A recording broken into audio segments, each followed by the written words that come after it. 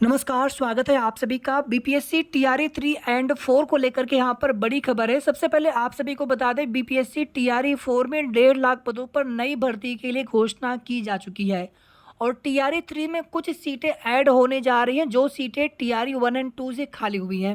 नियुक्ति होने के बाद जो भी रिक्त पद खाली हुए हैं, तो 1 to 5 और 6 to 8 के लिए टीआरई 1 एंड 2 की जो भी खाली सीटें थी उनका डाटा मांगा गया था। 31 जुलाई को एक लेटर आप सभी को देखने को मिला था, लेकिन उस समय उस लेटर में जो भी खाली रिक्तियां होंगी उन रिक्तियों को टीआरई 3 में जोड़ने की बात नहीं कही गई थी। यानी कि 1 to 5 और 6 to 8 की जो भी रिक्तियां हैं टीआरई 1 एंड 2 से, तो ये सभी सीटें टीआरई 4 में जुड़ेंगी नई शिक्षक भर्ती के लिए, नई बहाली के लिए।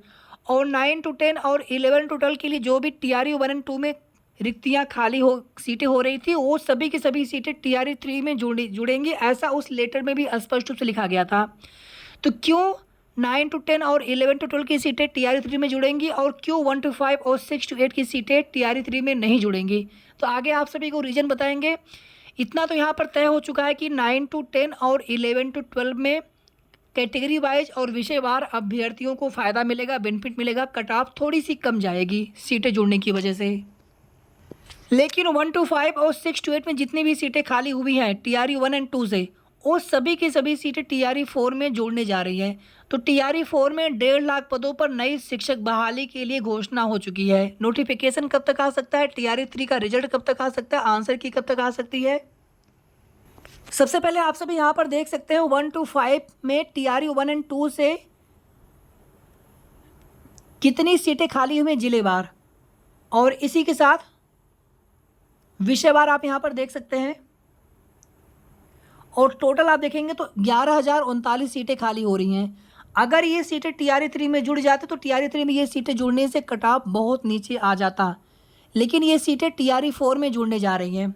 आगे देखिए आप सभी, ये 6 to 8 वाला डाटा है, विषयवार, जिलेवार। टोटल आप देखेंगे तो 5,957 सीटें खाली हो रही हैं टीआरई 1 एंड 2 से 6 to 8 के लिए, लेकिन ये सभी सीटें भी टीआरई 4 में जुड़ने जा रही हैं। 9 to 10 और 11 to 12, अभी देखिए ये 11 to 12 का डाटा है, 9 to 10 का डाटा भी बहुत जल्द मिल जाएगा। तो इसमें देखेंगे टीआरई 1 एंड टीआरई 2 में जितनी भी सीटें खाली हुई हैं 11 to 12 में, तो टोटल यहाँ पर सीटें विषयवार देखेंगे। जैसे आप देखेंगे वनस्पति विज्ञान के लिए 114, जंतु विज्ञान के लिए 177, भौतिक के लिए 96, केमिस्ट्री के लिए 168, मैथ के लिए 143, हिस्ट्री के लिए 774। इसी तरीके से बाकी सब्जेक्ट के लिए भी आप देख लीजिएगा। तो ये सीटें टीआरई 3 में जुड़ेंगी। तो टीआरई 3 में जुड़ने से 11 to 12 के लिए विषयवार कट ऑफ नीचे जाएगा, आप सभी अभ्यर्थियों को फ़ायदा मिलेगा जो 11 to 12 में। इसी तरह से 9 to 10 में जितनी भी सीटें खाली होंगी टीआरई 1 एंड 2 से, तो वो सीटें भी टीआरई 3 में ही जुड़ेंगी। जैसा कि आप सभी देख सकते हैं कि एक वित्तीय वर्ष में वैकेंसी का बैकलॉग नहीं जाता है। बैकलॉग सीटें वो सीटें होती जब भर्ती पूरी हो चुकी हो, नियुक्ति प्रक्रिया कंप्लीट हो चुकी हो, बाद में जो भी सीटें खाली होती, ज्वाइनिंग न करने से वेरिफिकेशन में जो अभ्यर्थी बाहर हो जाते हैं किसी भी रीजन से, तो एक वित्तीय वर्ष में बैकलॉग की सीटें नहीं ऐड हो सकती है। अब यहाँ पर देखिए, चूंकि 9 to 10 और 11 to 12 वाली सीटें टीआरई 3 में जुड़ेंगी, तो टीआरई 3 भर्ती कंप्लीट होने के बाद ही टीआरई 4 के लिए सीटों की गणना की जाएगी। टीआरई 4 के लिए 9 to 10 और 11 to 12 के लिए।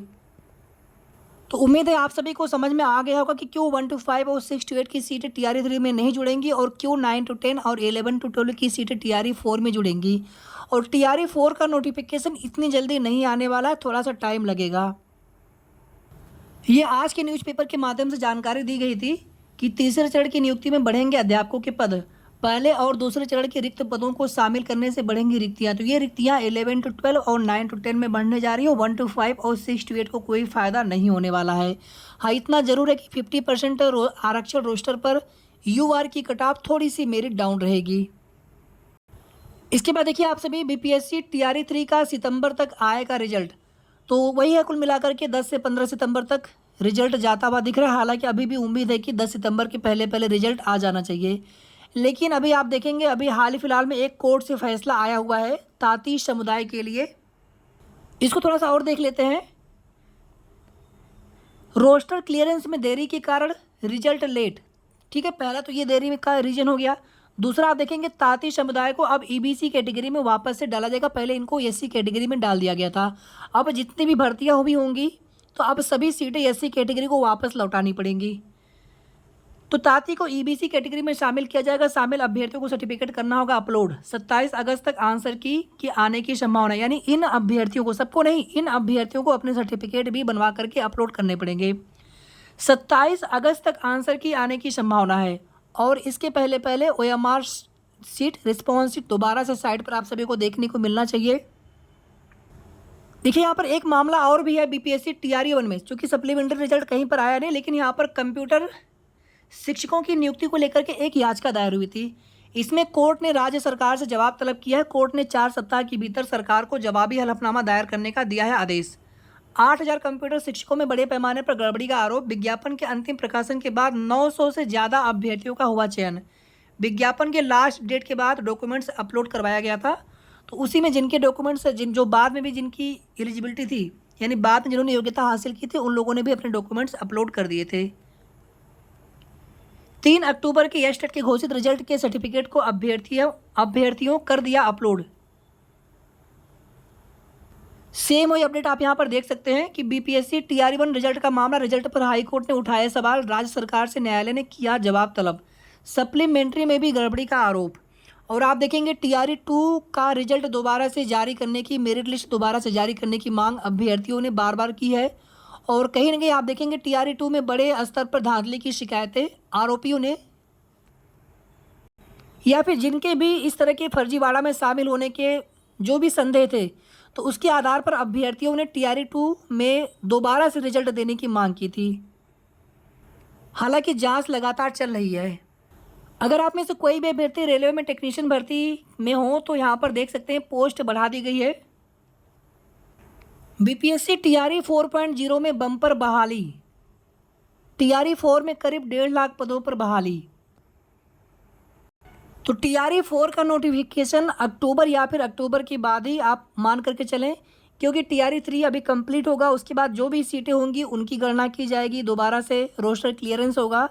और अभी आपने देखा 9 to 10 और 11 to 12 की वजह से भी थोड़ी सी देरी हो सकती है। तो कुल मिलाकर के अक्टूबर नवंबर तक टीआरई 4 का नोटिफिकेशन जाता हुआ दिखाई दे रहा है। और टीआरई 3 का रिजल्ट सितंबर के फर्स्ट वीक से लेकर के सितंबर के सेकेंड वीक तक कभी भी आ जाएगा।